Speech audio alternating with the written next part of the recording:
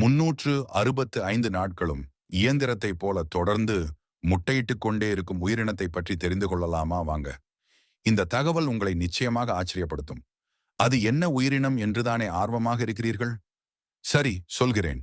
அதன் பெயர் கரையான். கரையான்கள் 130 மில்லியன் ஆண்டுகளாக புவியில் உள்ளன. முதலில் அதன் வகைகளைப் பற்றி பார்ப்போம். ஏனென்றால் அப்பொழுதுதான் உங்களுக்கு தெளிவாக இதை பற்றி தெரிந்து கொள்ள முடியும். இவற்றை 5 வகைகளாக பிரிக்கலாம். முதலாவது வகையான வேலைக்கார கரையான் ஆகும். இரண்டாவதாக சிப்பாய் கரையானாகவும், மூன்றாவதாக இனப்பெருக்க கரையானாகவும், நான்காவது ராஜா கரையானாகவும், ஐந்தாவதாக ராணி கரையானாகவும் இருக்கின்றன. இந்த வீடியோவில் நாம் ராணி கரையான் பற்றி முழுமையாக பார்ப்போம். மற்ற வகை கரையானை நாம் அடுத்த வீடியோவில் பார்ப்போம். கரையான் இனங்களில் இளம்பிறப்பு கரையான்கள் சிறப்பு ஹார்மோன்கள் மூலம் புதிய ராணியாக வளர்கின்றன.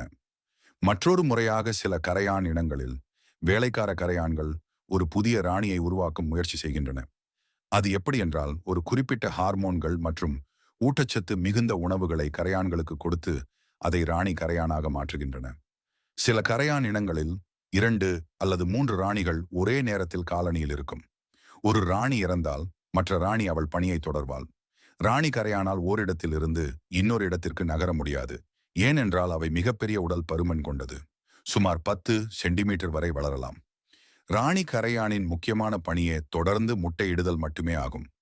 ஆரம்பத்தில் ஒரு நாளைக்கு 10 முட்டைகள் முதல் 50 முட்டைகள் வரை இட முடியும். இன்னொரு சுவாரஸ்யமான விஷயம் என்ன என்றால், 3 நொடிகளில் ஒரு முட்டை இடக்கூடிய திறன்களை பெற்றவை. இந்த விஷயத்தை முதலில் நான் தெரிந்து கொள்ளும் போது எனக்கும் ஆச்சரியமாக இருந்தது. ராணி கரையான்கள் சுமார் 15 ஆண்டுகளுக்கு மேல் உயிர் வாழக்கூடியவை. 15 ஆண்டுகள் தொடர்ந்து முட்டையிட்டு தனது வாழ்நாளில் 250 மில்லியனுக்கும் மேல் முட்டைகள் வைக்கலாம். ஆனால் அவள் அதிகமாக வளர்ந்து நகர முடியாதவளாக மாறிவிடுவாள். வேலைக்கார கரையான் ராணியை தூய்மையாக வைக்க தொடர்ந்து நக்கிக் கொண்டிருக்கும். ஆனால் அவள் இறந்தவுடன் அவளை முற்றிலும் நக்கி தின்று விடுவார்கள்.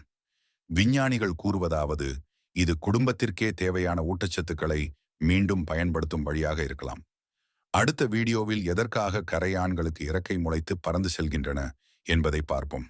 அது மட்டுமல்லாமல் எதற்காக ஒரு நாள் மட்டும் பறக்கின்றன என்பதையும் பார்ப்போம். இது போன்ற தகவல்கள் உங்களுக்கு மேலும் வேண்டும் என்றால் இந்த சேனலை சப்ஸ்கிரைப் செய்து வீடியோவிற்கு லைக் செய்யுங்கள்.